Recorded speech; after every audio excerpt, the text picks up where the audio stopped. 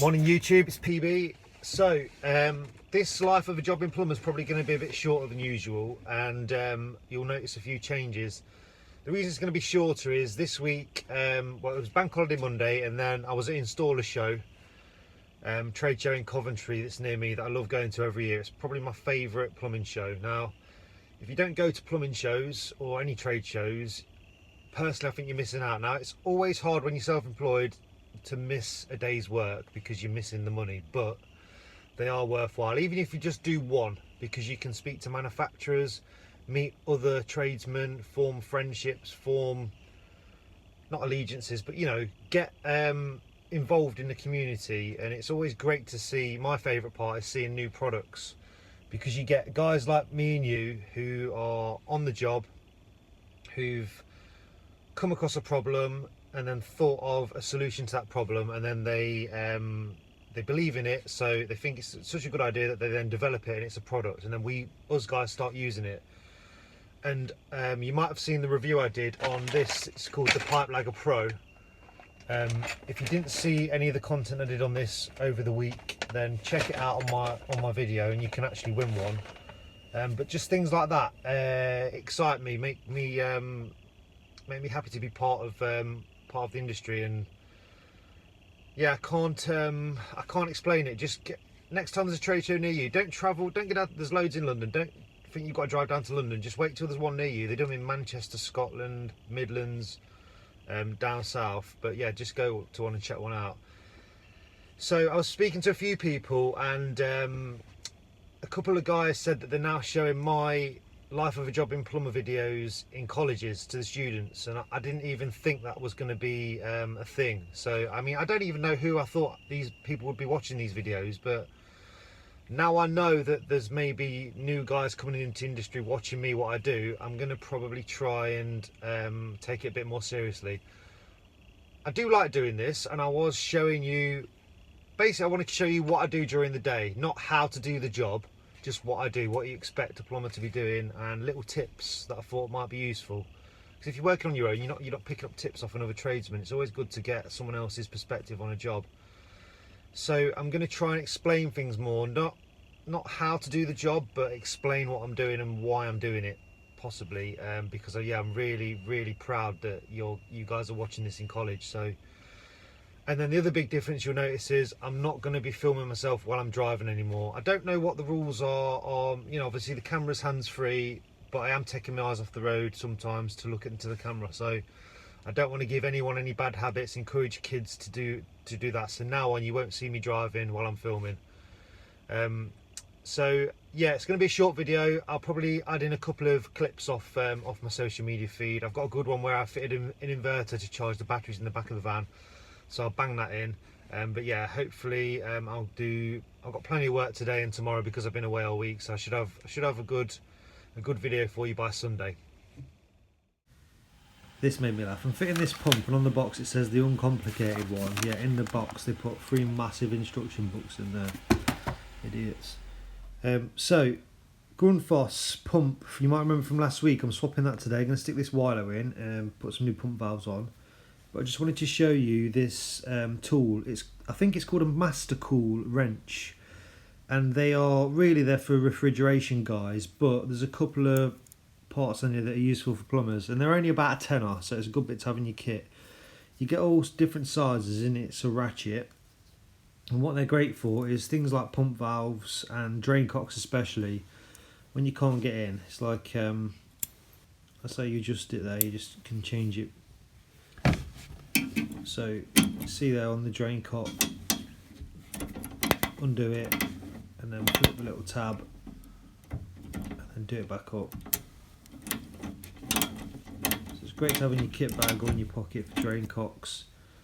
And then you can also do the pump valves with the same thing. So if you're in a tight spot, it just drops over the top, and you can tighten them up as well.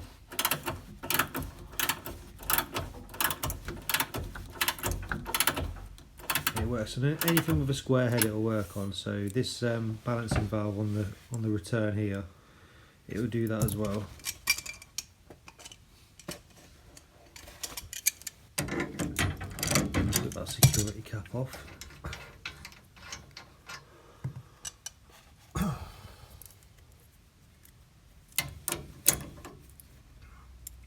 is the 1/4 inch drive on that one.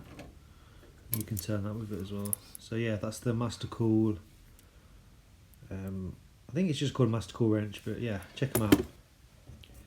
The only thing it doesn't do is on a gate valve head. You think it would work because it is the right square shape, but because you got the thread on the end where the head attaches onto, it's too long for it to go in and locate on the square part of it, so no good for that. Just to show you guys I'm legit swapping the pump valves. There's the new pump valves on the system, and I've changed the nut and olives as well because it's a bit of a better job when you put everything on new. So if you whip a pump out and you forget which way the arrows were facing, so which direction the flow was, because your phone rang or you just weren't paying attention, just have a quick look at your system and then you can work out really easily which way it was facing. On this one we're just flowing straight into that 3-port valve, into the top. The top on the cylinder is always your flow, so just work it out, don't panic. Obviously if you put it in the wrong way your boiler won't work because it will just it won't circulate, it'll overheat.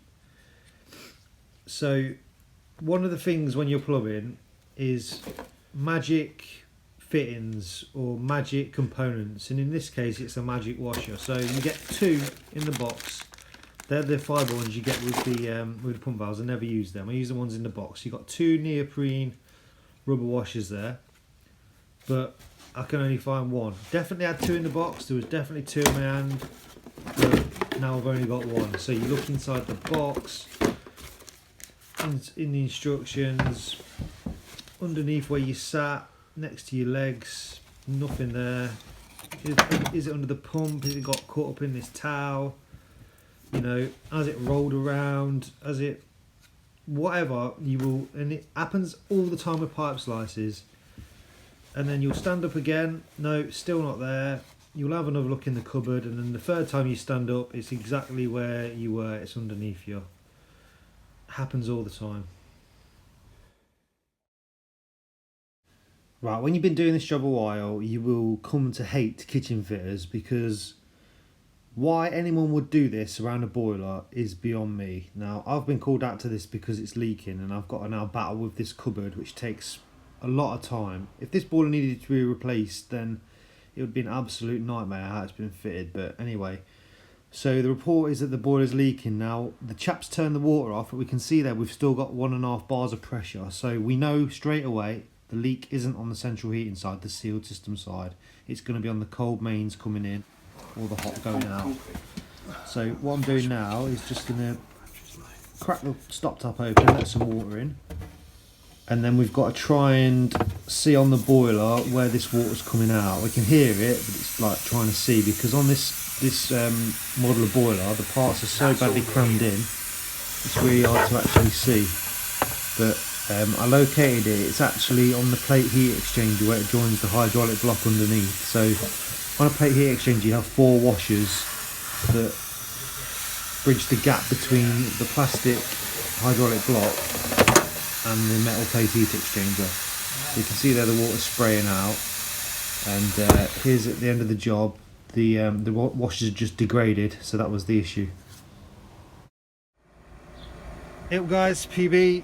Just a quick video to show you my charge station in the van. Finally finished it.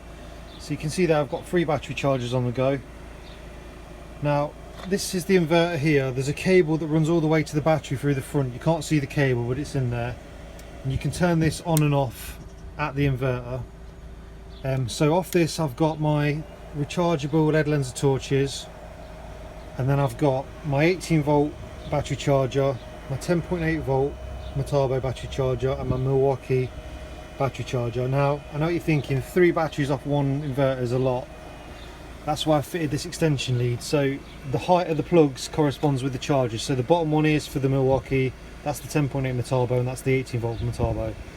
So when I want to change them, I'll turn that one off, and then middle one will start charging the 10.8, and then turn that off, and the bottom one will start charging the Milwaukee. Obviously I won't use this too often. It's just for when you're in an emergency, you've run out of battery power and you want to charge it between jobs. probably this one I'll use the least because I'll charge them in the job. But it's just handy, especially for the torches and these little units. This Milwaukee one is for my new pipe cutter because I'll use that all the time, so I need that battery constantly charged, so that's why. This side I've got these Weira to go pouches. I've just attached them to the frame with some bolts. So I've got my torch in there, and then this is a little grab bag of tools, little pouch. So yeah, I'm pretty pleased with that, pretty pleased with how it's turned out. Any questions, just drop me a comment. This job we're doing now is one that I came to last week. Basically, the letting agency called me and one of the girls had come in here to do a property inspection before someone moved in and the kitchen was flooded. So I came round, and in this cupboard the previous tenant had removed a washing machine and left the isolation tap for the washing machine slightly open, and it was dripping and it was enough to flood the kitchen. But she couldn't see where it was coming from, but also she couldn't turn the stop tap off. Now, traditional stop taps, they don't get turned on and off very often, so they seize up, they become stiff. And really, a lot of the time you'll need to get a pair of grips on it to get some leverage to shut it. So we'll have a look at the video I did, because I didn't show you that in my last video, so we'll have a quick look at that now and then I'll explain to you what I'm doing this morning. So you'll find this job a lot in rented accommodation. When someone moves out and takes their washing machine with them, they will disconnect to themselves and generally won't do a good job. So they broke that, and then they've left an open outlet there on the waste from the kitchen sink. So I'm just going to fit this so the new tenant can just plug their new machine straight into it, just with a blank inside. Put 2 new washing machine taps on and put them a new stop tap in because the stop tap was too stiff to turn. So that'll be ready for the new tenants. Okay, so you've seen that now. Now, when I was talking to the landlord about the job, because they were worried about it happening again, and I did put a new stop tap on so it'd be easy to turn off, but I spoke to them about one of these. Now, this is a Sure stop tap, and it's a remote stop tap that you can fit, and it's basically like a light switch. You can turn the water on and off and it will just cut your water off without having to find the stop tap and turn it off. Now, I don't fit many of these, but they do have their uses. Now, the main one for me is, in this case, they've had a problem where they've had a flood, they couldn't find the stop tap or they couldn't turn it off.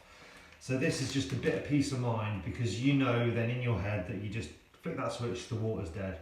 When you've had a flood, it can be, you can be really worried about it. In one woman's house once, her pipes froze 3 times in the same period over Christmas, so she actually had 2 of these, one in the outbuilding and one in the house, because she found that she couldn't sleep at night because she kept thinking it was going to happen again. So they're great for that. Also good for old people because, arthritis, strength goes when you're old. Stop taps can be really hard to turn off, so these switches are great for that as well. And also, if you've got a sadistic kitchen fitter, he's boxed your stop tap in, or he's left you a tiny little hole that you can't even get 2 fingers in to turn it off, or it's under the kick space and you've got to lie down on your back and get your arm right in to get to it. So they do have their uses. I don't see many of them and I don't fit many of them, but when you find a job where you need one, they are great. So I'm going to open it up now, have a look. I'm not going to show you how to fit it, just have a look at it, tell you what it is and how it works.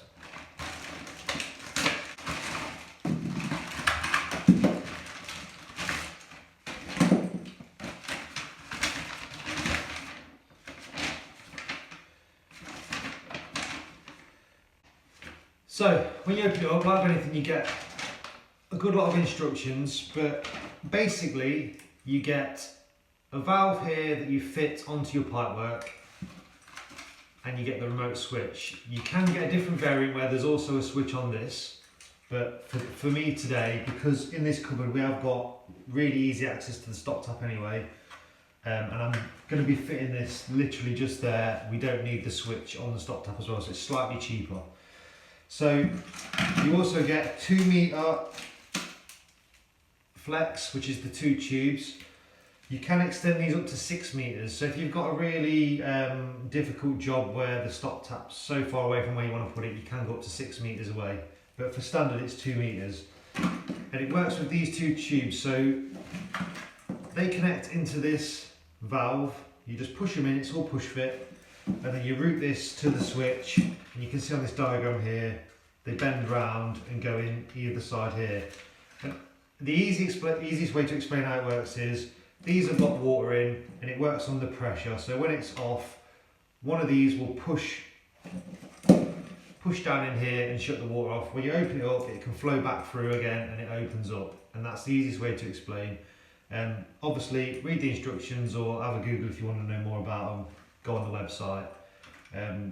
So the other thing to note is, if you're fitting these outside or anywhere where they can freeze, you've got to protect them against freezing, because it has got water in it. This tube especially has got water in it, it's only thin, so you've got to protect it against freezing. But other than that, I'm going to fit this now, and then maybe I'll have a little chat with you afterwards. Almost forgot, I wanted to show you this. If you've not seen one of these, this is a Milwaukee, it's basically a cordless pipe slice, it's awesome. Held off on getting one for ages because, as you know with me, I like everything to use the same battery format. Now, because it's a Milwaukee and it's a small battery, I need a Milwaukee and I need a battery charger. So that was what's putting me off, and the price. But went into Plumber Centre the other day, they were on offer 109 quid plus the VAT for the tool, a battery and the charger. But yeah, they're awesome. So you've got a switch here at the bottom, put it to, and it basically is mimicking that action of you, it's a pipe slice. It'll do 15 up to 28 mil. You just push the pipe in. When you've used it, you can see there that it's blocking, you can't put the pipe in.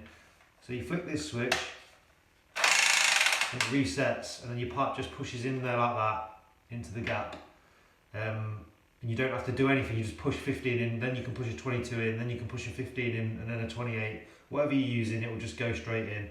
And then flick that back, spins around, cuts the pipe, pull it out, and reset it. Yeah, it's awesome, really good.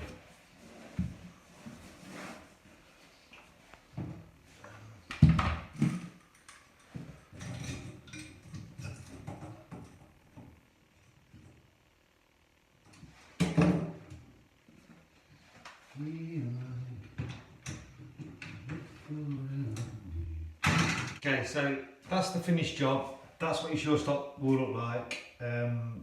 You get these little grey clips with it. I don't know why they're not white. It's a white flex. You think they give you white ones, but little grey clips. And yeah, so we've got on at the minute. Pop the water on, and then to turn it off, just a flick of the switch and it kills the water. So on certain jobs, they are good. You don't see many of them around, but yeah, sometimes you will fit them. Now, with any product that you're fitting onto the water system, onto the mains water, it's got to be RAS approved, and that's the Water Regulations Advisory Scheme. So when you buy something, it'll be clear to see, but you want to be fitting products that are RAS approved. If they're not RAS approved, then it means they've not really been tested and they're not suitable for use on mains water. This is suitable up to 10 bar pressure, so really you'll only be using this on domestic properties. But yeah, that's a sure stop. So. Right guys, that's me done for the week. Mentioned at the start of the video that it wasn't going to be a very long one. Turns out it was a long one because I cannot stop rattling on about stuff. So what I need to know in the comments is, are these videos too long? Should they be shorter? I could make them specific about jobs, lots of little ones. So say on Monday I'm doing a power flush, so a life of a jobbing plumber, just a power flush, or just a couple of jobs that are say toilets or central heating related, or are they fine as they are? Just let me know in the comments, that'd be great. Thanks for watching, have a great weekend.